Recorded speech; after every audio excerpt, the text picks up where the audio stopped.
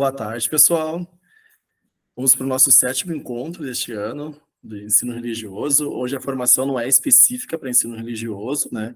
Mas sim sobre uma temática que abrange a todos os componentes curriculares.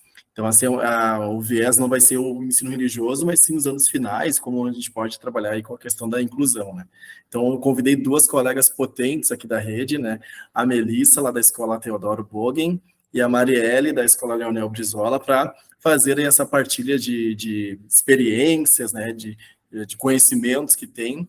Né? A Marielle vai falar mais sobre a questão do autismo, desculpa, a Melissa vai falar mais sobre a questão do autismo, e a Marielle vai falar sobre o trabalho dela na sala de recursos, e assim a gente vai ali pegando, né, ideias, compreendendo mais, né, formas novas de olhar para os nossos estudantes, e trilhando aí por esse caminho da inclusão escolar, pois não tem uma receita de bolo pronta, né? Então, na verdade, é mais para a gente se inspirar, né, e partilhar informações aí com os nossos colegas da rede, né?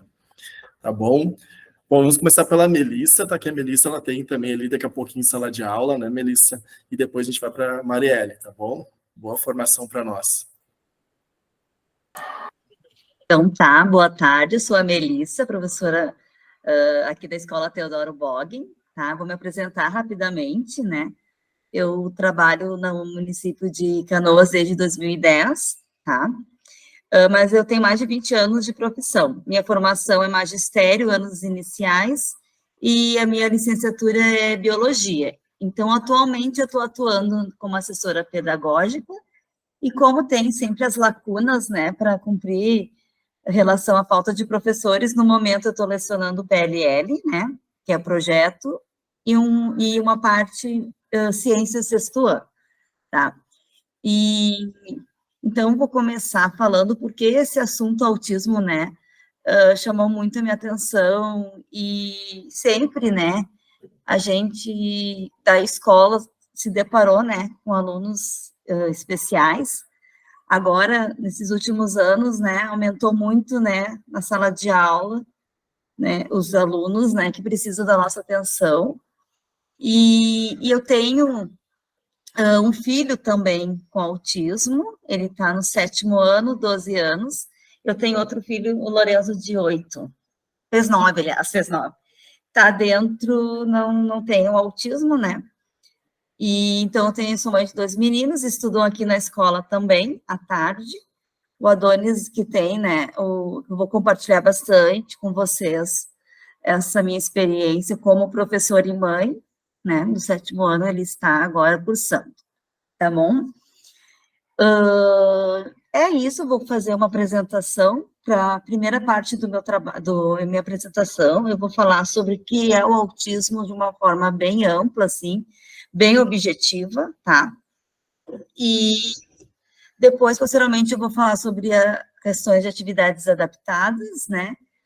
Também como a gente pode trabalhar com nossos alunos em várias disciplinas, né?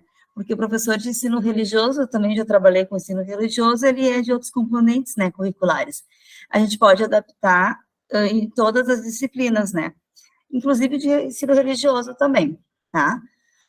Então, eu vou compartilhar. A gente, conhecendo, né, o autismo, a gente vai entendendo e tendo essa noção, assim, de entendimento, de conhecimento, a gente também consegue fazer uma boa inclusão mais efetiva, né?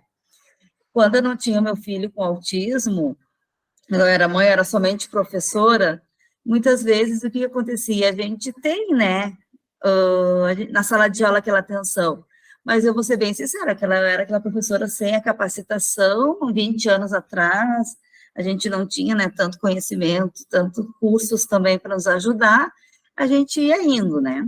Então, enriqueceu muito como mãe, porque eu fui fazer cursos para entender, né, porque era uma palavra muito distante, porque o autismo a gente pensa, meu filho agora é autista, o que eu faço? Como é que eu descobri, né? Na verdade, nós, né, mulheres, mães, acredito que a maioria tem o senso sentido, né? 1 ano e meio, 2, eu não falava, e depois ele foi demonstrando, né, algumas características de isolamento, sem fala, não, a gente chama, não atendia, e eu pensava assim, será que ele tem algum problema de audição? Daí a gente procurou ajuda médica e não teve problema nenhum de audição, escutava, tá. E os médicos diziam, espera, mas ele não fala, ele não interage. Mas vamos esperar, né, mais tarde. E eu com aquela pulguinha atrás da orelha, né. E daí, eu fui colocando ele na fono, na escolinha infantil, fui incentivando, mesmo não tendo diagnóstico. Daí, na segunda neurologista que eu fui, na primeira não fui, pediatra, fui trocando. Parecia que a gente estava querendo buscar alguma coisa, assim, mas não é buscar, queria ajudar mesmo. Daí, como ele tinha 4 anos, veio o diagnóstico de autismo nível 1, ele varia de nível 1 nível 2. Eu vou até explicar para vocês os níveis, né? Eu trouxe algumas fotos, assim, para vocês terem uma noção aqui na escola como é que é o Adonis, que tipo de trabalho a gente faz aqui, né, com ele e com as demais, né, crianças. Então, o Adonis, ele teve muita dificuldade na parte social, sensorial e na comunicação, e, assim, ficar em ambiente, assim, com muita gente era muito difícil, assim. E a professores, né, e monitores sempre ajudando, incentivando, nem que ficava 5 minutos. Aguentou? Vai, cada dia mais um pouquinho, né? Então, ele sempre participou dos eventos, a gente nunca excluiu, e sim incluiu sempre, né? Procurou. E, então, ele participava de danças na Semana Farroupilha, aqui está ele. Aqui é a monitora. Esse aqui é o momento que eu acho que foi a festa das crianças, que ele não conseguiu ficar, né, junto com os demais, ele ficou bem, bem agitado. Daí a professora de inclusão, a monitora, conseguiu, né, ficar com ele. Nem sempre teve acompanhamento, né, com monitora. Algumas vezes, sim, a maioria das vezes, até a pandemia, né, até o 3º ano ele teve, né, no 1º ano não, 2º e 3º também ele teve. É muita rotatividade, né, de monitores. E, com certeza, ajudou muito nessa parte inicial. Hoje em dia, ele não precisa, né, de monitor. A gente sabe que as crianças têm, os adolescentes, eles têm, dependendo do nível, ele tem direito a ter um monitor só para ele, né? O que eu busco, assim, falo, quando vem a oportunidade, é que os monitores podem, sim, auxiliar a turma, para o professor dar atenção para ele, porque eu nunca quis nenhum professor, assim, ou professor não digo, mas um monitor que ficasse com ele do lado, para ele, que os professores estão ali para atender todos, né? E os monitores, muitos, infelizmente, eles estão ali para aprender também. Então, eles acabam fazendo as atividades para eles, né? Cria uma dependência, em vez de ajudar, às vezes atrapalha. Eu vejo bastante, né? Então, a gente tem que estar sempre orientando, né? Os nossos TEBs, estagiários, né? Conversando para que eles possam fazer um trabalho junto com o professor, né? Aqui é a professora da sala de recursos, né? Aqui na época de pandemia, então ele frequenta também a sala de recursos. Hoje em dia, ele frequenta Nono Universo, a professora está sempre auxiliando, principalmente nas avaliações, alguma atividade específica, mas a maioria das vezes ele está na sala tranquilo. Aqui é na época da pandemia, e era engraçado, assim, porque sempre ele tinha que entrar naquele horário para ter a aula, ele já sabia, ele tinha que estar, Deus o livre se ele não participasse. Ele sempre gostou muito de vir na escola, né? Que a gente sabe que muitos alunos, né? A escola é uma questão bem difícil de adaptar, né? Dependendo do nível do autismo. E ele, como foi na escolinha desde cedo, e eu vivo no ambiente escolar, mesmo ele tendo alguns sintomas, assim, de desconforto, de barulho, eu sempre procurei trabalhar isso, né? E agora, graças a Deus, está super bem. Participou também de vários eventos, aqui era festa, acho que do caderno, eles fizeram um livro, um autógrafo, né, do que eles escreveram. Ele foi alfabetizado no 3º ano que ele começou a ler, né, mas tranquilo. Aqui no cinema também ele vai, apesar do barulho incomodar bastante, mas ele foi indo.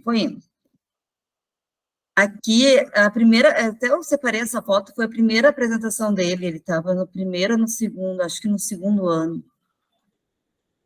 Segundo ano, para o terceiro, segundo.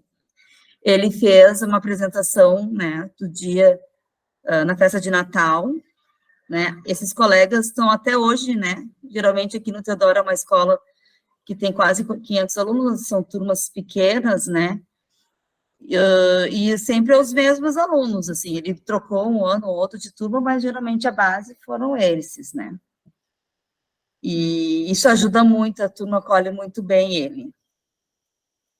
Então, aqui a gente fez a noite do pijama, isso foi um ano antes da pandemia, a gente fez, dormimos na escola, ele participou, aqui da professora Silmara e os colegas, né, aqui é o irmão, o Lourenço, aqui estava no segundo ano. E a questão também, a professora, né, que trabalhou com ele na alfabetização, principalmente eu falo porque depois foi pandemia, foi diferente.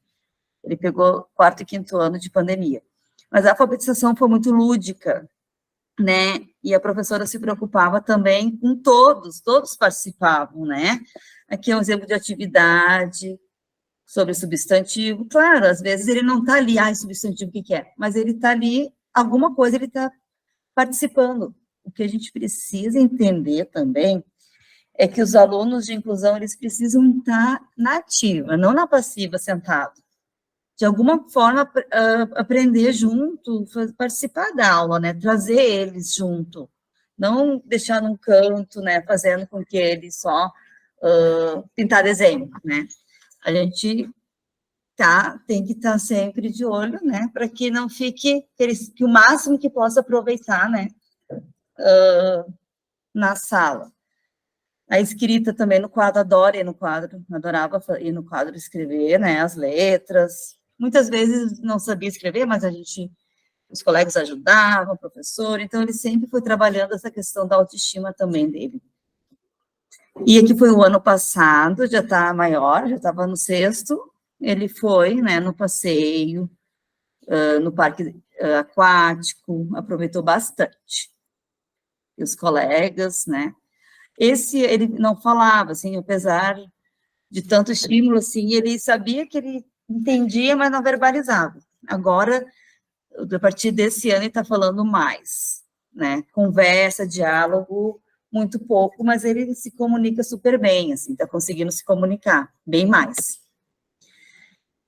E daí eu trouxe aqui para vocês o que afeta basicamente o autismo, né? São 3 pilares, é um transtorno, não é uma doença, é um transtorno do neurodesenvolvimento. E esse transtorno vai prejudicar 3 áreas: a comunicação, a socialização e comportamento. Então, a criança, adolescente, o adulto também, ele vai ficar prejudicado, né? Claro, às vezes, muitas crianças, a gente olha, será que tem autismo, será que não tem? Às vezes, tem pessoas que têm os traços, mas não quer dizer que precisa de um CID, tem que ver prejuízo, né? Então, a gente tem que ter muito cuidado, que está tendo também muito diagnóstico, né? Lá vão ter, vamos assim dizer. Então, a gente tem que ter cuidado, que isso aí é pro resto da vida, né? E o autismo também, ele pode ter vários níveis, tá? Depois, mais adiante, eu vou explicar. O que vai ter o sucesso? É a família, junto, terapia e escola. Sim, se a família não está engajada, só a escola não vai dar conta, só a família e terapia não vai dar conta, se a escola não está junto, é sempre os 3 ali, juntos, caminhando, né? É isso que faz a diferença. Aqui eu trouxe, né, Rodrigo, depois eu posso disponibilizar esse material também, né, para vocês. E deixa eu só dar uma olhadinha aqui, só um momento. Tá.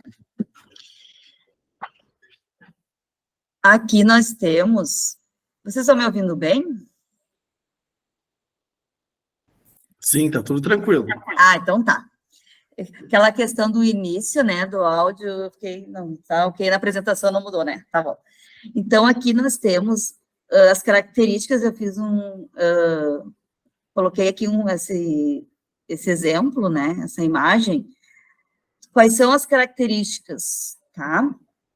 Então, vai afetar o social, dificilmente vai conseguir ter uma conversa, né, dialogar, sendo que muitos autistas de autodesenvolvimento, eles vão conversar também, não é todos são o mesmo, não, tem autista, cada autista é um autista, né, tem um jeito. Eles vão ter um interesse restrito.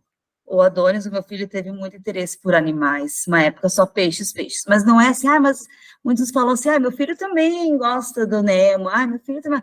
Não, é uma coisa excessiva, sabe? É quase uma obsessão. Então, muitas vezes as pessoas acham assim, meu filho também gosta da Barbie. Não, se deixar, fica o tempo todo, 24 horas, sabe?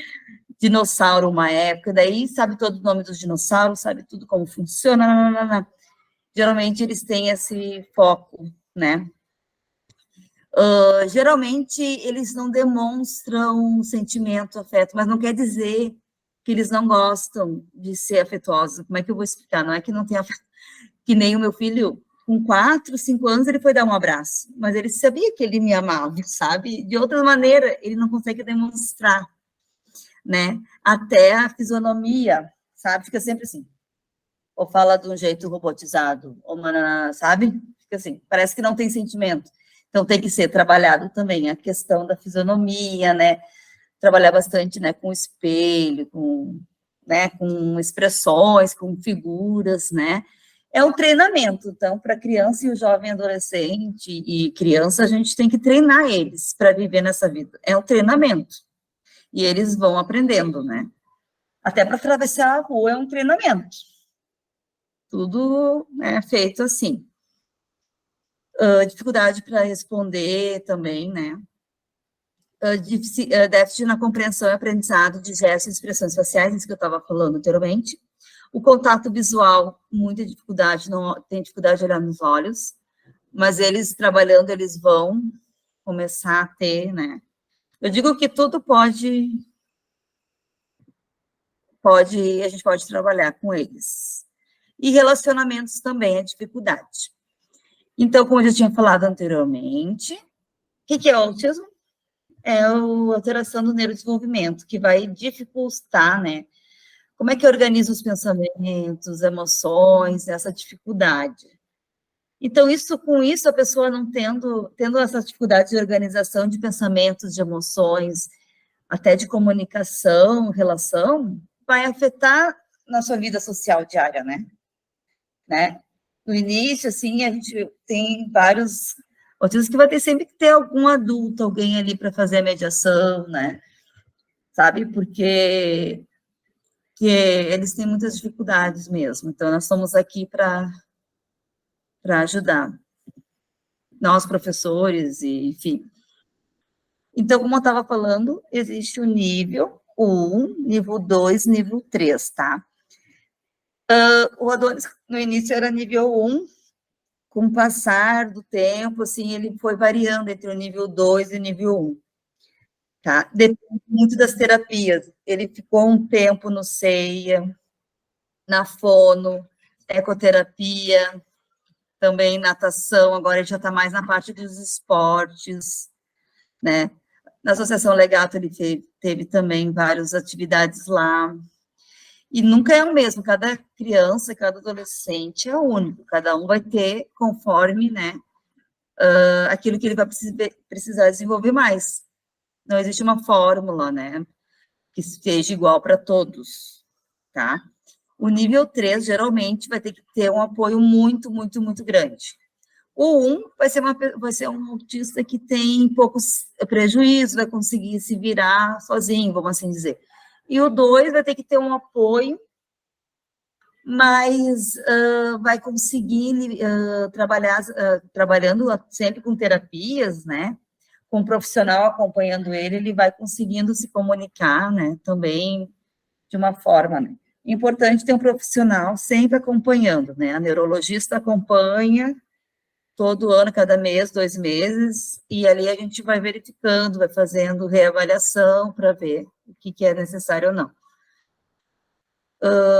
E dentro, né, do espectro, né, tem outras questões ali. Movimentos repetitivos, brincar, dificilmente eles vão brincar de faz de conta, eles vão movimentar as rodinhas ali, né, do carrinho, em vez de brincar com o carro, né, como se fosse na rua, não, eles vão, um exemplo. A fala estereotipada é uma fala diferente, né, estereotipias pode ser, uns fazem movimentos com as mãos, outros, né, com os olhos, outros com os pés, então vocês vão notar isso, né, pode ver. E geralmente eles fazem isso para se focar e para se estabilizar, não é feio nem nada, eles precisam disso. Quando eles começam a falar, meu filho começou a falar mais coisas com ecolalia. Então, ele repetia o que via, o que escutava, né? O vídeo também, as histórias, ele repetia. Ele não sabia falar essa fala social, mas ele falava coisas assim, né? E também sobre a rotina. Eles são muito pegados à rotina. E eles sabem, meu filho na escolinha, quando eu saía da escolinha, ele sabia o trajeto até a casa. Se eu mudava o trajeto, ele já chorava, já ficava irritado, casa, casa, casa. Daí, tudo isso a gente tem que falar antecipadamente, é uma das terapias, né, que a gente faz. Até na sala de aula também a gente falar para o aluno antes o que vai acontecer, o que vai ter. Isso ajuda bastante a diminuir, né, essa questão, né, de diminuir, né, essa ansiedade deles. Seletividade alimentar, come só arroz, é só arroz, e só arroz. Então, tem que trabalhar também a seletividade alimentar. Hoje, o Adonis come de tudo, mas teve uma época que ele só comia arroz com galinha, por exemplo, e ficava só, ou não comia feijão. Uma época ele só comia feijão. Né? Então, foi bem difícil, assim, a questão alimentar, até por causa dos nutrientes, né? Hiperfoco, né, já falei também, hiperatividade, estímulos sensoriais, então, às vezes ele chora aqui na sala, não sabe o porquê que ele se fecha, o que é? É o barulho da turma, é alguma coisa que aconteceu, descarga, então, é importante, né, tirar do ambiente, para, aos poucos, ele vai voltando. É muito estímulo, né? Tanto visual como a luz, visual, né? A luz, o som, isso incomoda bastante eles. Eu trouxe para vocês aqui o símbolo, né? Do autismo, tá? Que é um laço. Porque esse quebra-cabeça, né?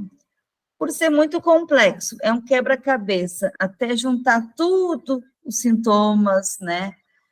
As características, para saber, né, se é autista, se não é. A cor de azul, por causa do ser maior incidência em meninos, tá? Não que meninas não têm, meninas também têm, mas os meninos é mais presente, né? Tá tendo muito estudo com a genética também, tá tendo bastante estudos hoje. Até estão estudando autismo em meninas também, que é uma maneira diferente de se manifestar. Já está saindo alguma coisa assim também, por isso que é importante, né, os estudos, né, a pesquisa, para a gente cada vez mais poder incluir mais essas pessoas, né, essas crianças, esses jovens. O infinito, que é o logotipo da neurodiversidade nas cores do arco-íris, esse aqui é um mais recente.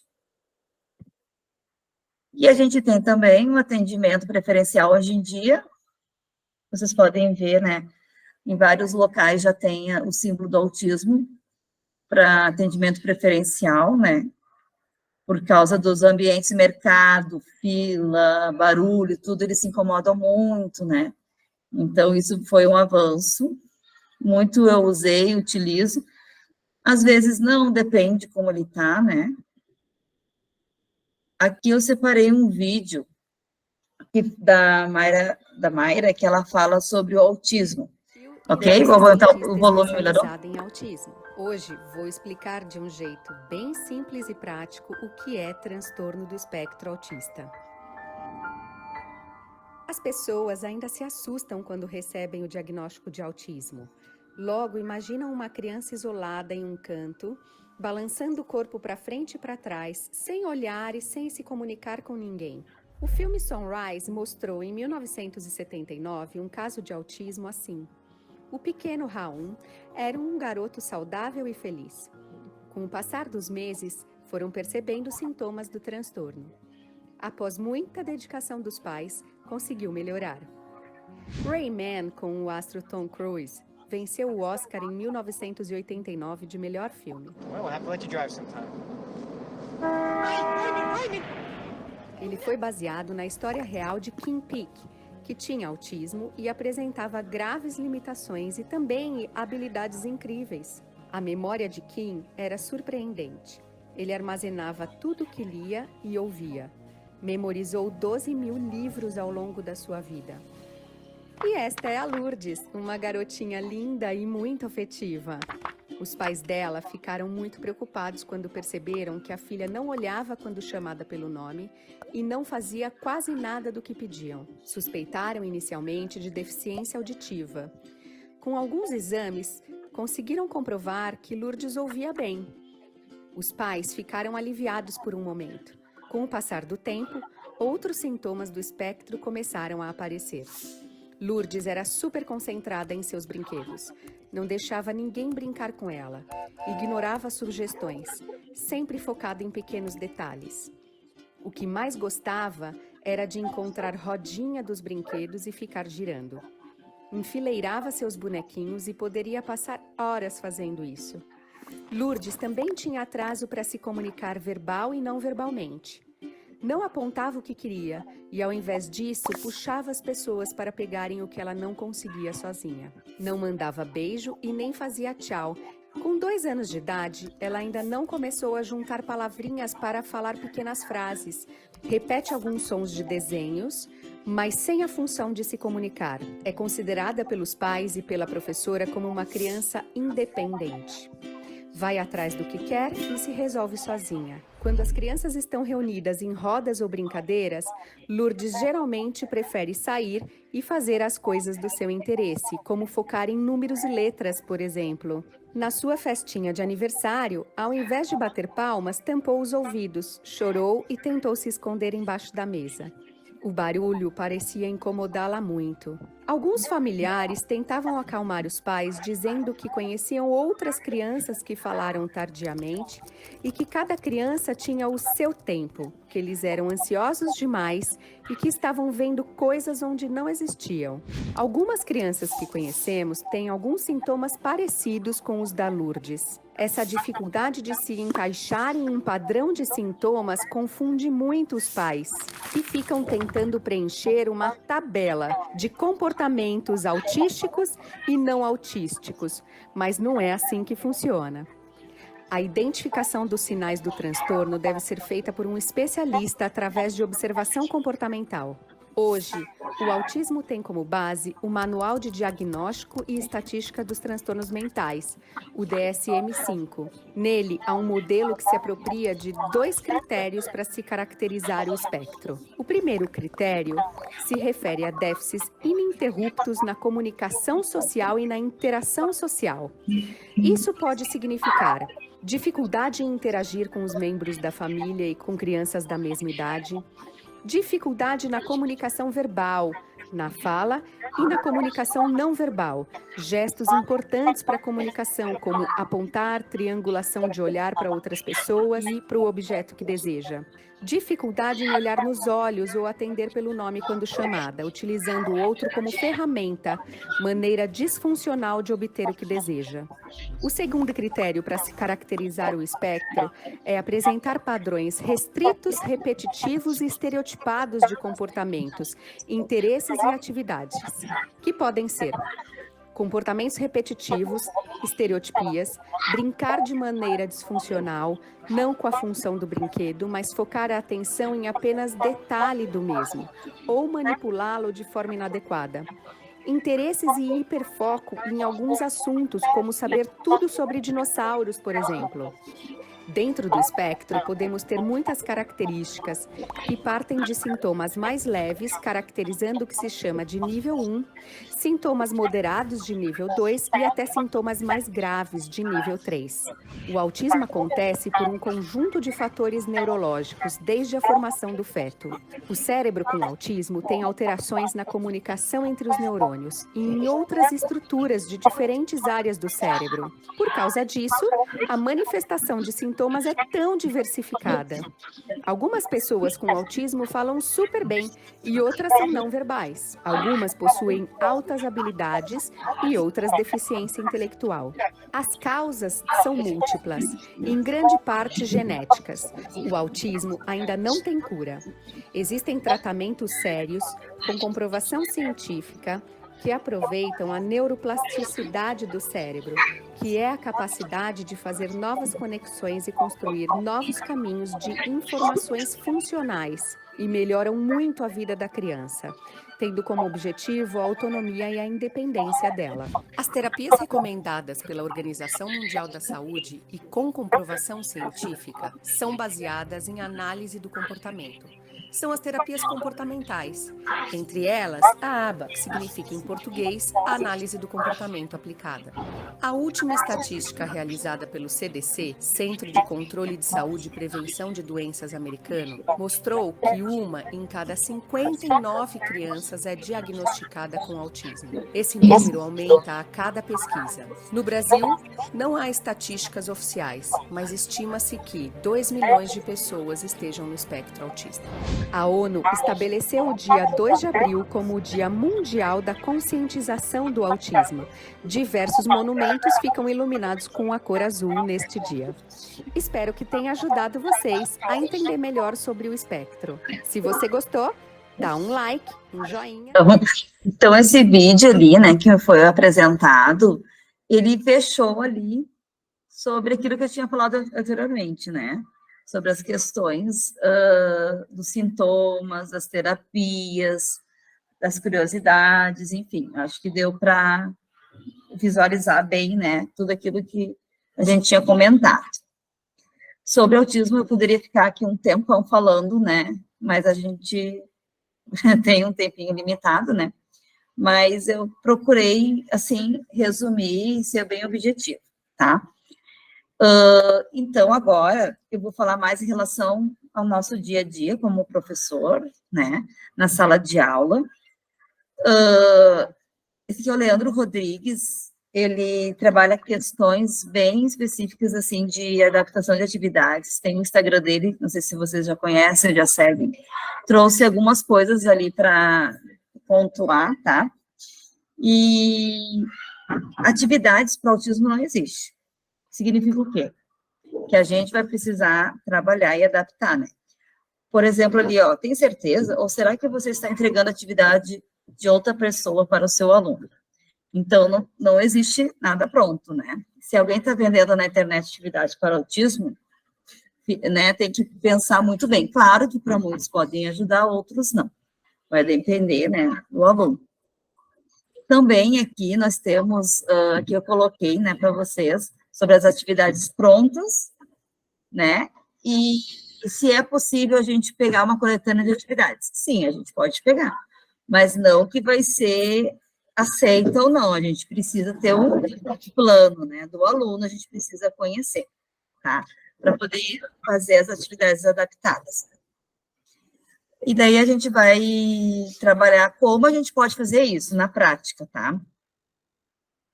Por exemplo, se a gente, aqui tem um exemplo, né, uma dieta para mulheres de 50 anos, umas vão funcionar, outras não. É mais ou menos isso o exemplo, fazendo analogia. Então, o que é chover no molhado, né? Então, a coisa mais fácil de fazer é sempre mudar a atividade. Tem umas que vão dar, outras não. Então, o que a gente tem que fazer o quê? Procurar uma atividade curta, objetiva e interessante. Eu digo assim, ó, para os alunos dentro do espectro, para os transtornos de déficit de atenção e hiperatividade, e para outros também, porque hoje em dia a gente sabe que é muito difícil a turma ter uma concentração para te ouvir meia hora, 30 minutos. Se dá um vídeo de 30 minutos, eles não conseguem mais, né, assistir. né? A gente sabe que essa área tecnológica é tudo muito rápido, né?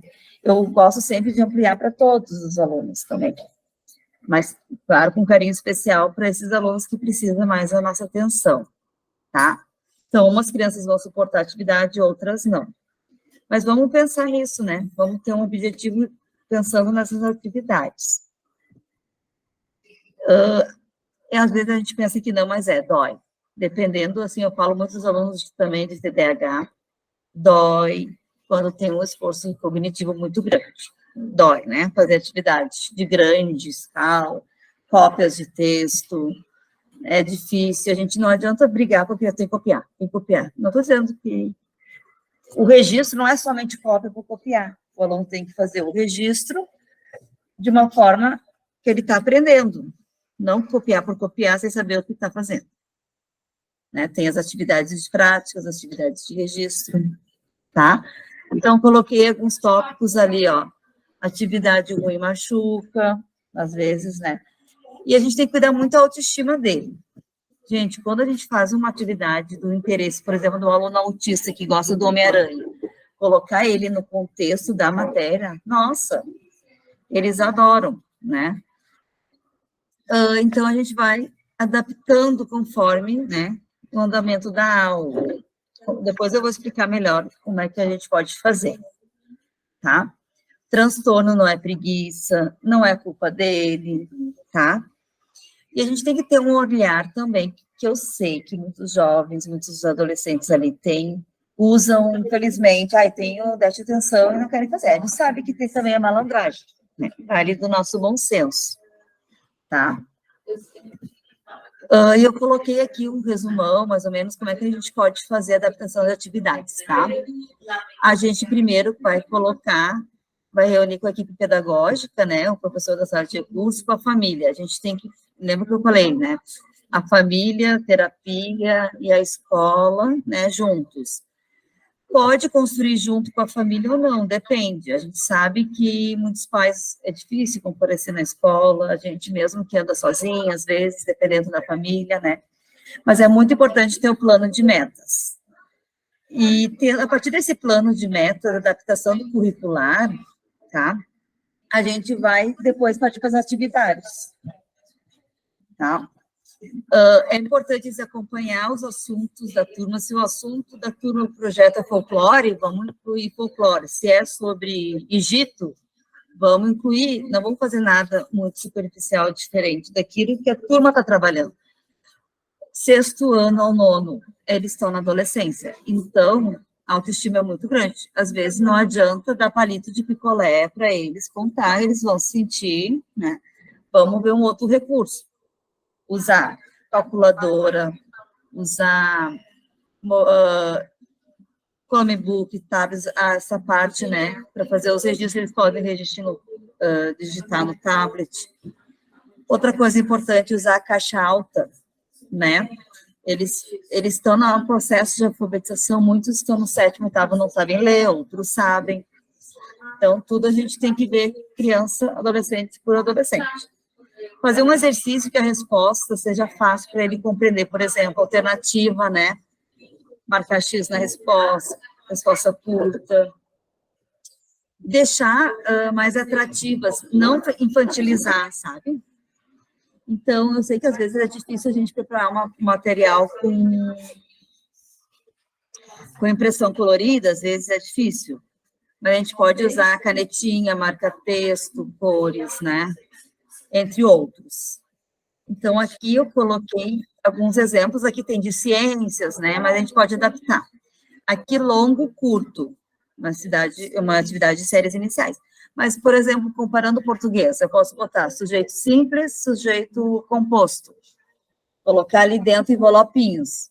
Eles podem fazer anotações, sabe, cadeia alimentar, né? Dá para dar para todos, né?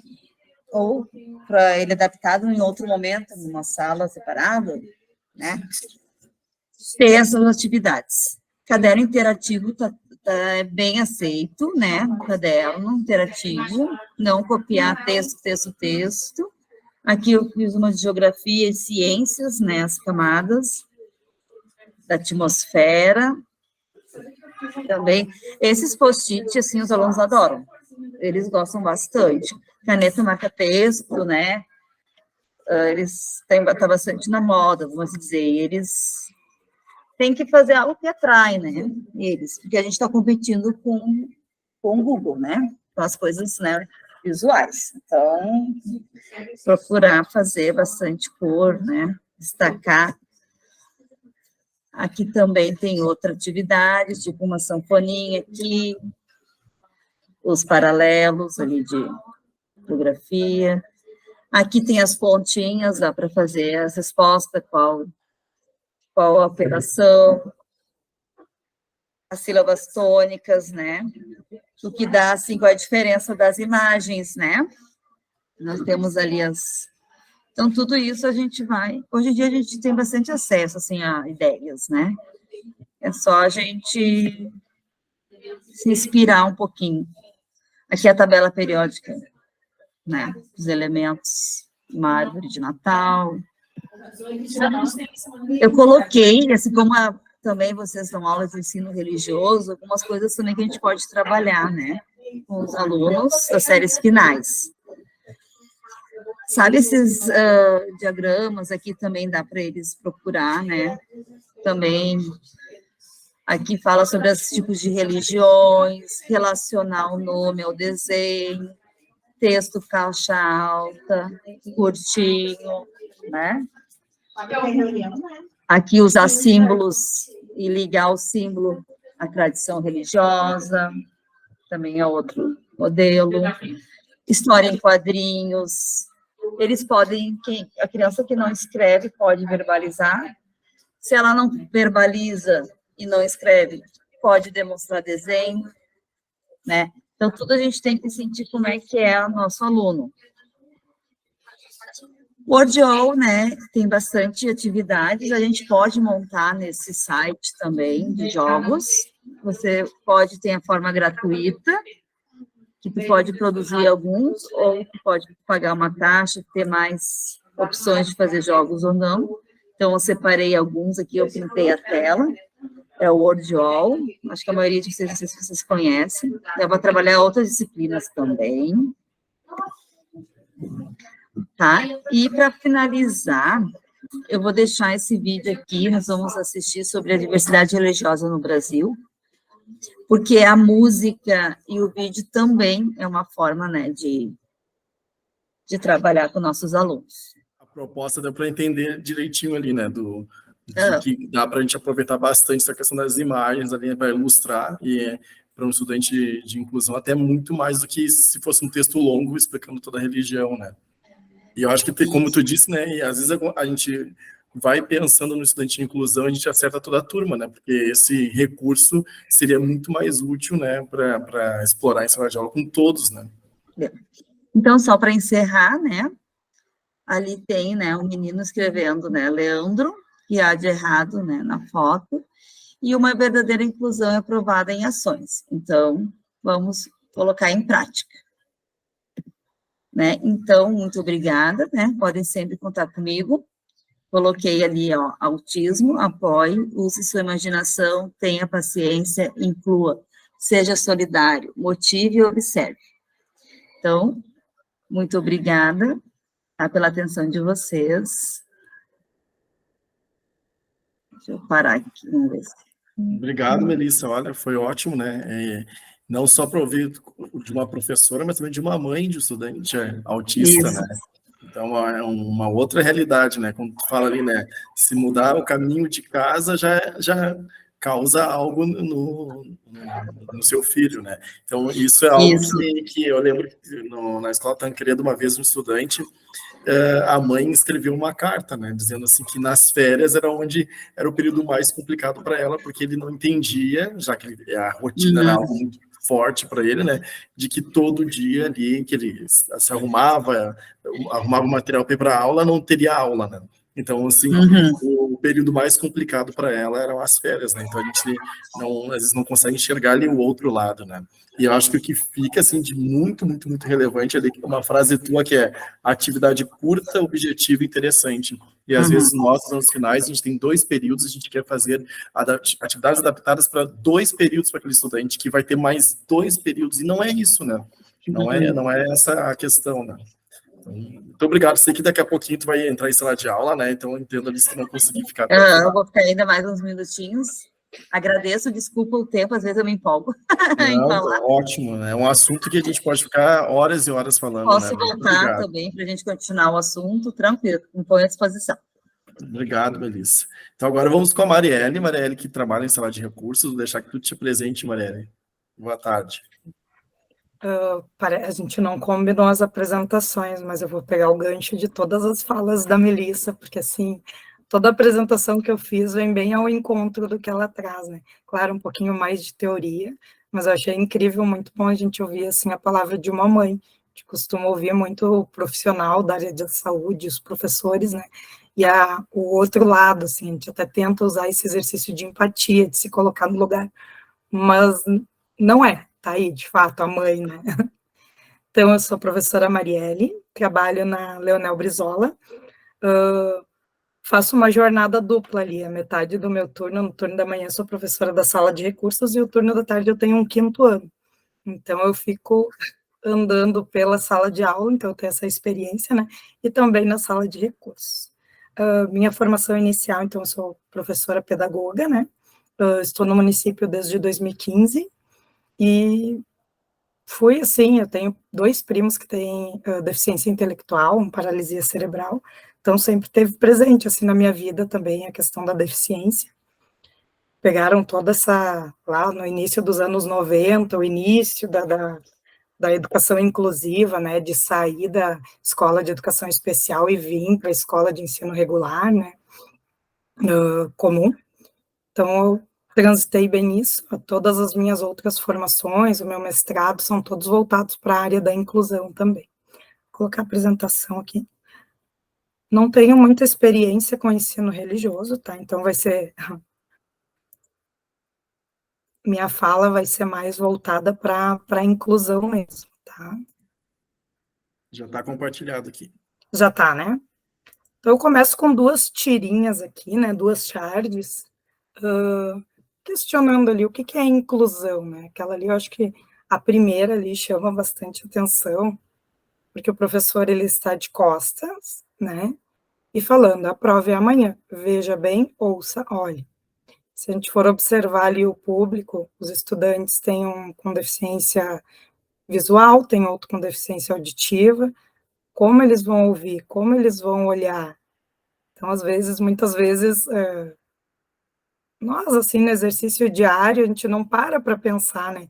Será que aquele aluno não tem um pouquinho de dificuldade de audição, precisa fazer leitura labial, né? Então, quando eu comecei a estudar educação inclusiva, eu comecei a me questionar a minha prática dentro da sala de aula, né? Eu tenho que atingir meus alunos, eu tenho que chegar até eles, não eles até mim, né? Que é uma percepção que às vezes a gente acaba não percebendo. E do lado tem outra ali também, né? Quero que você conheça a escola. À sua direita fica a quadra de esportes e à sua esquerda a sala de vídeo. E o menino fala, com audiodescrição entendo melhor os filmes e posso conhecer mais lugares, da importância, né, de nós conseguirmos nos comunicar com esses alunos. E mais uma tirinha aqui, uma charge, né, aí mais voltada para o lado do capacitismo, que muitas vezes a gente duvida do que os alunos sabem, né, do que eles são capazes. Muitas vezes nós estabelecemos lugares de chegadas para eles, que ele só vai conseguir fazer isso. E não, eles nos provam que vão muito além. Então, a importância de a gente não pesar tanto o capacitismo, que, né, que fica bem retratada, né, nessa chargezinha ali. Eles olhando a menina, que não tem os braços nem as pernas, né, faz a digitação com auxílio ali de uma tecnologia assistiva. Então, coloca incrível, parece milagre, é inacreditável o que estou vendo. Pensei que ela não seria capaz. E ela pensa ali, um dia eles vão se acostumar que não somos ET. Então, eles também podem, eles também conseguem. E aí, eu acho que vem um pouquinho sobre o que a Melissa falava, né? Quem é esse meu aluno? Acho que é o nosso ponto-chave, né? Eu lembro que quando eu entrei em 2015, eu corri na sala de recursos e falei para a prof, me ajuda, eu tenho um aluno que tem autismo e eu tenho um com síndrome de Down, o que eles fazem? Mas eu pensando assim, ó, tem uma atividade própria para o autista e uma própria para o síndrome de Down. E não é, né? Assim como todos nós, cada ser é único, cada um gosta de uma coisa, cada um tem uma habilidade, uma especificidade. Né? Então, acho que o importante é a gente entender quem é esse nosso aluno, do que ele é capaz, o que ele consegue, o que a gente vai poder estimular, o que a gente vai conseguir auxiliar ele, né? Acho que é o ponto-chave de tudo, que a gente consiga conhecer esse aluno. Então, o que seriam as práticas pedagógicas inclusivas? Em primeiro lugar, ali, conhecer, né? Depois, compreender essa criança, o que ela gosta, o que ela precisa nesse momento. Respeitar e, por fim, ajudar, auxiliar ela. Então, vou trazer aqui um pouquinho sobre as adaptações curriculares, né? Nós temos 2 tipos. São as adaptações curriculares de grande e de pequeno porte, tá? Trouxe aqui o que é de grande porte, mas é mais uma esfera administrativa, algo que não é muito ligado à nossa prática pedagógica, tá? De natureza política, que envolve valores financeiros, burocracia, leis, então não está na alçada dos professores. E as adaptações curriculares de pequeno porte, que é voltada para os professores, né, que são competências específicas nossas, que são os pequenos ajustes que são nas atividades, né, dentro do contexto de sala de aula de escola. E aí a Melissa trouxe bastante ali na fala dela sobre pensar em todos os alunos. E aí eu fiquei, olha que legal que ela trouxe isso, porque eu também trago, né, até na minha dissertação eu falo um pouquinho do desenho universal da aprendizagem, né, porque nós todos temos estilos de aprendizagem diferentes, né, com deficiência ou sem deficiência. Então, uns aprendem mais ouvindo, outros mais vendo, outros são sinestésicos, né? Então, a importância de nós trazermos para nossas aulas diversas maneiras o mesmo conteúdo. Que falando, né, de ensino religioso, acho que aquele último vídeo que tu colocou um pouquinho ali, ele traz bastante, porque tem a questão visual, tem a questão auditiva, né, usar muitos jogos na sala de aula, porque na prática a gente aprende, e aí tem todo um estudo voltado para a neurociência que ela traz, que quando nós estimulamos várias partes do cérebro, o aprendizado ele é maior.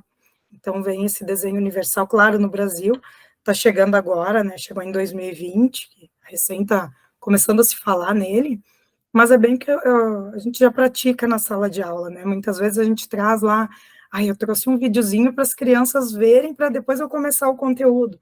Então, nós já estamos exercitando, só não usamos o nome bonito, né, mas a gente já está exercitando, e a importância para todos os alunos, aí, não somente que seria uma adaptação para todos os alunos, né. Esse desenho universal, ele partiu da arquitetura, que era para tornar os prédios acessíveis a todos, né? Princípio para as pessoas com mobilidade reduzida, mas se viu que uma pessoa com um carrinho de bebê também vai precisar de uma rampa, também vai precisar de um elevador, então ele se torna acessível a todos. E ele foi trazido para a educação também, para se tornar acessível a todos os conteúdos, a todos os alunos. Então, aqui, né, como todos nós, seres humanos, temos necessidades diferentes, uma sugestão é que seja utilizado o desenho universal da aprendizagem como uma ferramenta de trabalho, né, assim contempla toda a diversidade, né. Aí aqui depois eu vou deixar disponível a apresentação, né, o que traz os princípios desse desenho universal, mas é aprender o quê? Tem que ser algo significativo para a criança, que ela possa expressar também de diversas formas. A gente pega muito para a questão da inclusão, porque vamos ter alunos no 5º, no 6º, no 7º ano que não vão estar alfabetizados ainda, mas ele pode, sim, participar de uma aula de geografia e, ao invés de escrever lá os pontos cardeais, ele pode... Tchau, Melissa. Ele pode representar através de um desenho, representar através de uma frase, né?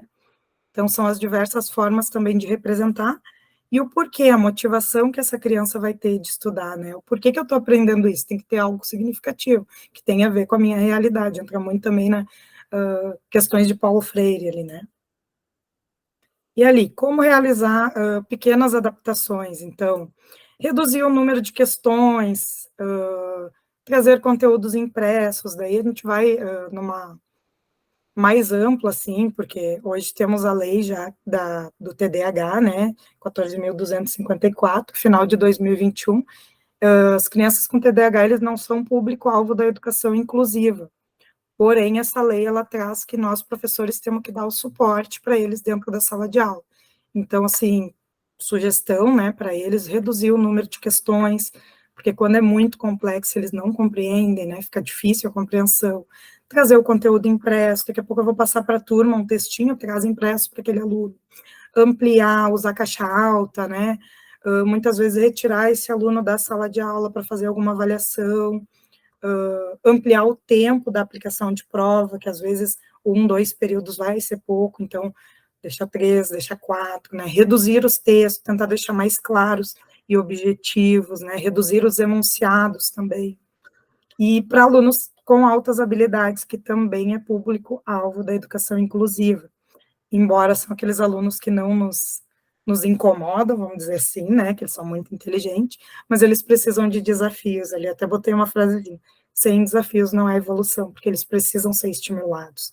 Então, proporcionar questões extra, né, questões mais complexas na área da altas habilidades, desafiar esse aluno, de repente propor uma monitoria que ele auxilie os outros colegas, já nos ajuda também, né, enquanto professor, dar voz, então, para esses alunos. Às vezes eles trazem, bom, muitas vezes a gente é pego de surpresas, né, eles trazem coisas que pegam nós de surpresa, que a gente não sabe como explicar, e eles sabem. Então, dar voz a eles, que eles também tragam novidades para a turma.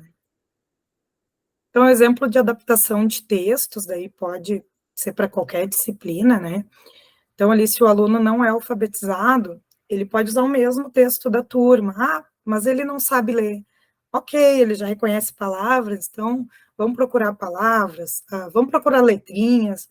Ah, mas ele só conhece as vogais.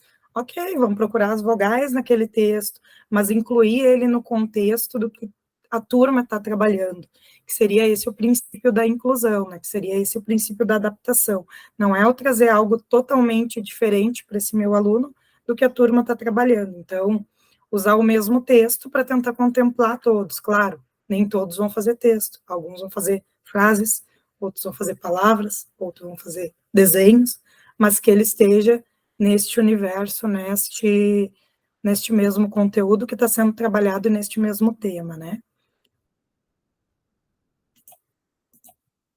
Então, ali uma atividade, né, a intenção é que seja uma atividade com várias possibilidades diferentes.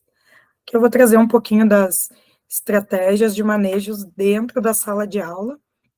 Aí eu separei por as principais deficiências, vamos dizer assim, o que que a gente precisa, né, o que que pode para auxiliar. Então, em primeiro lugar ali, conhecer o aluno, né, que eu já tinha frisado no início, eu acho que é muito importante, de reconhecer esse aluno, saber das suas potencialidades, descobrir os interesses, como a colega trouxe antes, né, eles têm a questão do hiperfoco muito aguçado, então, tem momentos que eles vão gostar dos dinossauros. Ah, eu estou trabalhando outro conteúdo para a turma, mas eu posso fazer daqui a pouco uma misturinha. Eu uso muito o adesivo, né? Cola ali um adesivo, ah, mas tem esse dinossauro aqui, ó. Então, descobrir o interesse deles, isso aí ajuda muito. Cuidar um ambiente sem muitos estímulos, né, para não dispersar demais a atenção. Questão bem importante, como acho que o Rodrigo também já comentou, né, da rotina, eles têm essa questão de rotina, é muito forte, né, então, se tu muda qualquer coisa na aula, vou dar primeiro matemática e depois o português, já é uma questão que ele pode entrar em crise, pode desestabilizar, então, caso ocorra alguma coisa assim, avisar com antecedência, ó, hoje nós vamos mudar, para ele já estar preparado no momento que mudar, que é muito forte essa questão da rotina. E estabelecer rotina, né? Tu vai chegar na aula, tu vai pegar o caderno, nós vamos colar uma folhinha, então ele já ter essa rotina estabelecida já evolui muito, já é metade do caminho andado. Incluir sinais manuais na linguagem também para facilitar a comunicação, símbolos, imagens. também ter muita atenção à linguagem utilizada, porque eles são muito literais, né? Então, aquela coisa, se eu falar, tira o cavalinho da chuva, ele vai procurar um cavalo na chuva. Então, você tem que cuidar que muitas vezes eu sou muito brincalhona com as crianças na sala de aula e eu acabo não percebendo. Então, tu usa uma linguagem assim e sai a criança procurando mesmo. Então, ter o cuidado, né, quando se expressar assim para ou depois explicar, né, porque eles são bem literais mesmo. Então, utilizar ali instruções claras, diretas, simples, né?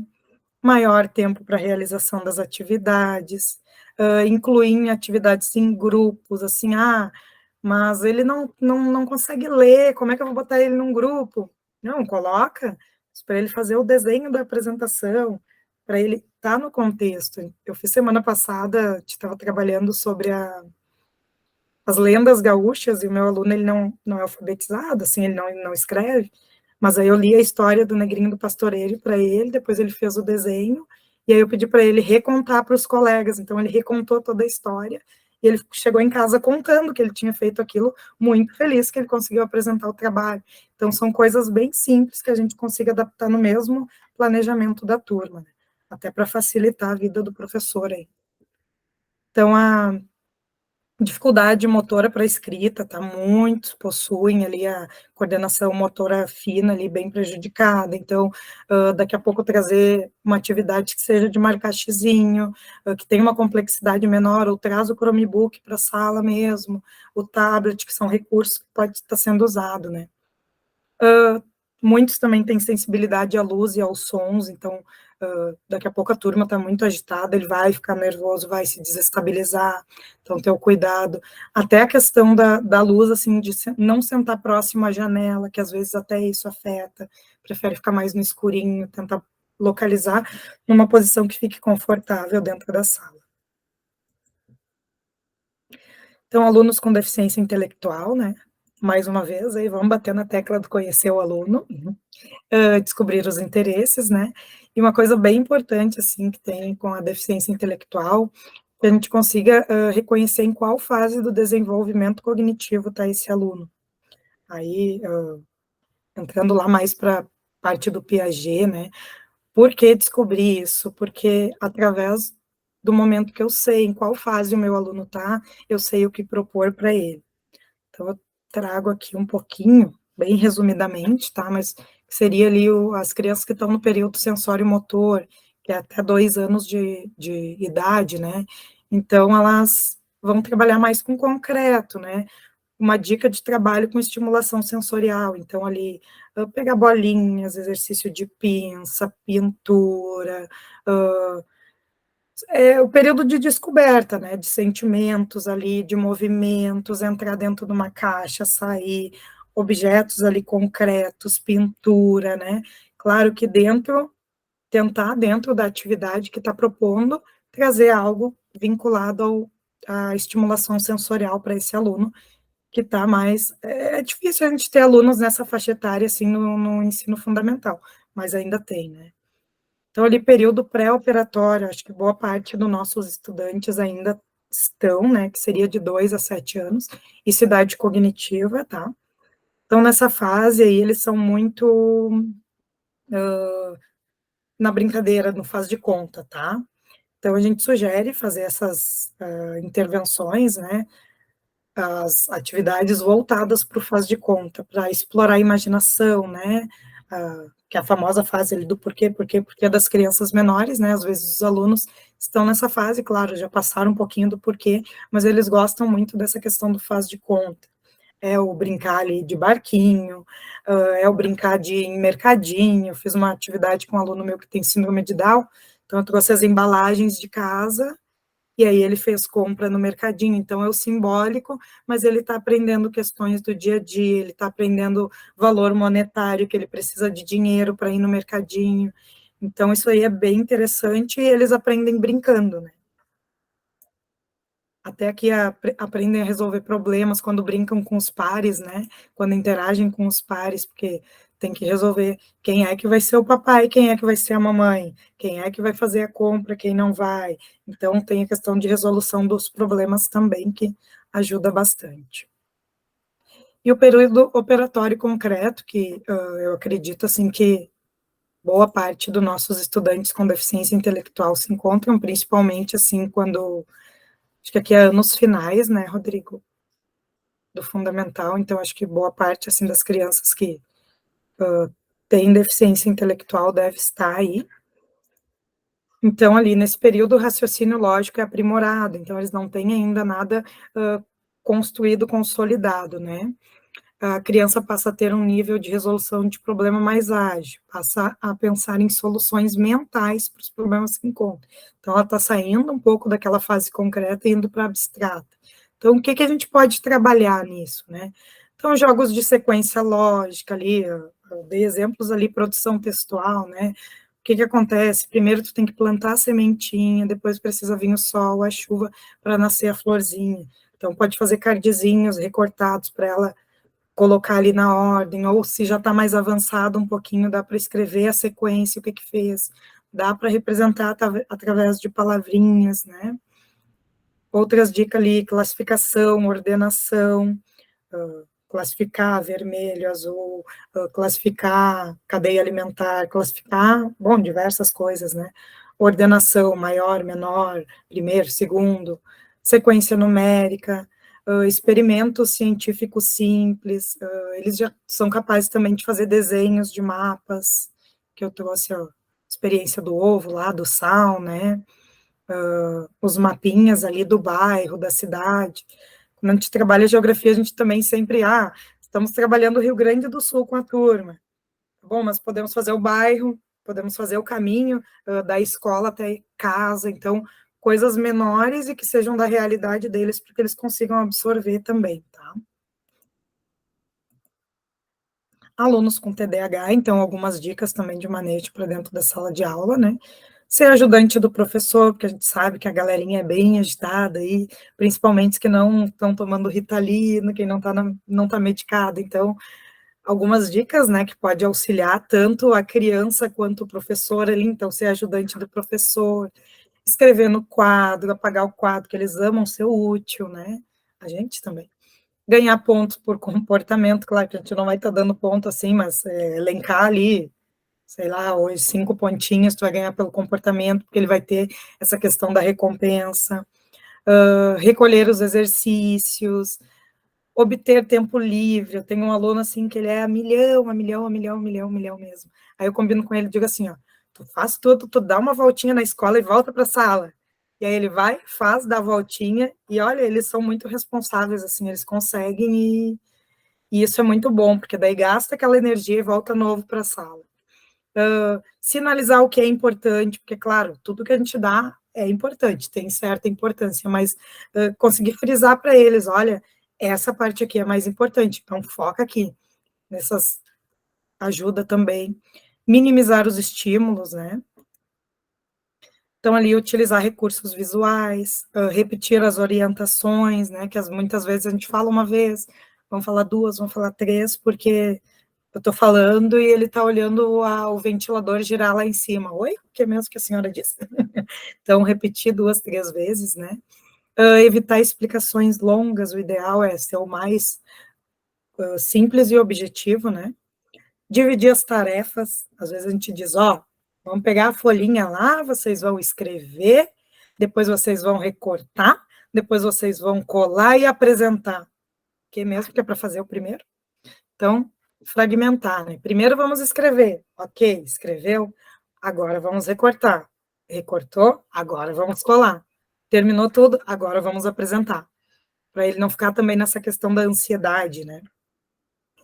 Envolver os alunos na rotina da turma, então estimular a autoestima, que eu acho que é bem importante, né? Não só com os alunos com TDAH, como todos, valorizar as pequenas coisas, assim, foi um avanço pequeno, ok, mas tu conseguiu, parabéns, show, vamos tentar de novo, vamos fazer mais. Então, valorizar esses avanços, né? E antecipar situações difíceis, né? Que às vezes, a entrega das avaliações dos boletins vai ser às 4 da tarde. Meu Deus, chegou 1h10, a criança já está lá morrendo, sofrendo. Não, calma, tá tudo bem, tu não tirou vermelho, tu tá ótimo, tu é um bom aluno. Eles já dão uma acalmada para conseguir aguentar lá até o horário. Então, antecipar esse tipo de situação. E aqui é uma citaçãozinha, né, de Albert Einstein, que ele traz ali que brincar é a mais elevada forma de pesquisa. Então, assim, para a gente tentar trazer um pouquinho do lúdico, eu sei que para a área, os pedagogos já adoram joguinho, né? Para a área é um pouquinho mais difícil, mas tem tanta coisa legal agora, te acha na internet, tem jogos digitais, tem joguinhos que eles mesmos criam, assim, tentar trazer a questão do jogo, porque eles aprendem brincando, né? E é muito legal, é uma forma prazerosa deles brincar, deles aprender também. Aqui eu trouxe um pouquinho lá da escola, então, algumas atividades interdisciplinar, só para expor. Aqui a gente foi no mercadinho do bairro, daí foi uma atividade que eles tinham que, cada um trouxe R$1, R$2, nós fomos comprar os ingredientes de um bolo, eles pagaram, aí eles descobriram qual era a quantidade que tinha que comprar, quantos azeites, quantos açúcar, quantos fermento. Chegamos na sala, eles prepararam o bolo ali, aí as meninas da cozinha assaram. Depois nós trabalhamos com fração, então fracionamos o bolo ali, que daí eles aprenderam na prática e foi muito divertido. Eu acho que a fração entrou na vida deles depois do bolo, porque a gente explica, mas na prática funciona melhor, né? Aqui também, esse aluninho aqui, ele é um aluno lá da escola, que também ele é um autista, tá? Ele foi incluso, a gente fez uma atividade de geografia, que era o censo demográfico, a gente mediu a sala de aula para fazer a densidade da sala, então ele andava com a trena para cima e para baixo medindo, fizeram pesquisa de campo, foram nas salas de aulas perguntar quantos eram do sexo feminino, quantos do masculino. Aqui também uma sugestão, né, rotação por estações, a gente trouxe nessa atividade matemática, mas dá para fazer de outras disciplinas também, né, então, jogos diferenciados, são 5, aqui foram 4 estações, 5 crianças, 6 crianças em cada uma, e ficava meia hora fazendo atividade, a gente propunha outra, então eles fizeram todo esse ciclo, levou em torno de 3 horas essa aula, mas é uma forma também diferenciada para eles aprenderem. E é isso. Ótimo, Marielle, muito bom. Eu acho que essas tuas dicas para o TDAH é aquilo que eu falei lá na fala da Melissa, né? A gente tenta atingir ali o estudante de inclusão e a gente acaba acertando todo o restante, porque a questão de déficit de atenção, todo mundo veio, né? Professor, aluno, família, todo mundo voltou da pandemia com um pouco de déficit de atenção, né? Então, aquelas tuas dicas ali ajudam para a turma toda, né? E eu tenho uma inclusão no 7º ano, assim, que ela exige bastante, assim, são adaptações bem profundas, né? E uma das coisas, assim, que vocês falaram, que eu acho que ajudou bastante, é aproveitar as potencialidades, né? Então, assim, ela é uma excelente ouvinte. Ela escreve com dificuldade, ela se alfabetizou há pouco tempo, para escrever ela precisa do monitor segurando o lápis, assim, então, mas ela é excelente ouvinte. Então, assim, nas aulas que eu estou lá com uma apresentação de PowerPoint, não é uma aula que preciso fazer uma atividade para ela, porque ela consegue prestar atenção, ela consegue ouvir, ela consegue reproduzir, né, o que está sendo explicado, né? Então, às vezes a gente pensa avaliar ela também, né? Avaliar por isso. Avaliar por uma prova, tu pode avaliar ela oralmente. Isso, então, assim, às vezes a gente pensa que tem que adaptar 100% do ano letivo, e não, se a gente aproveita as potencialidades ali, né, a gente consegue ajudar tanto ao estudante, porque ele vai estar incluso, né, quanto também para nós, né, então, temos aí um período ali que não é tão suficiente, assim, para a gente conseguir planejar, né, então, as dicas, assim, de vocês, com certeza aí, contribuíram bastante para nós. Tenho que agradecer a tua participação, a participação da Melissa, né? Não sei se alguém quer falar alguma coisa, né? Mas eu tenho certeza ali, o pessoal foi colocando no chat ali sobre as dicas, né? E esse material vai ser bastante utilizado aí pela rede, tá, Marielle? Então, pessoal, coloquei aqui o link de presença, né? Vai ficar postado o vídeo lá no site da Escola de Formação, fica em torno de 1 mês ali com o link aberto para validação, tá? Então, mais uma vez, agradeço a participação de todos, Marielle, né, e a Melissa, depois ali, sei lá, ela teve que ir para a sala de aula, já tinha avisado, tá? Não tem como agradecer aí essa contribuição de vocês, tá? A gente está saindo, assim, muito melhores, né, profissionais e mais preparados, assim, para trabalhar com a inclusão, graças à partilha de vocês, tá? Então, tenhamos aí um bom final de setembro, boa semana. Obrigadão, pessoal. Tchau, tchau. Obrigada, tchau, tchau. Tchau.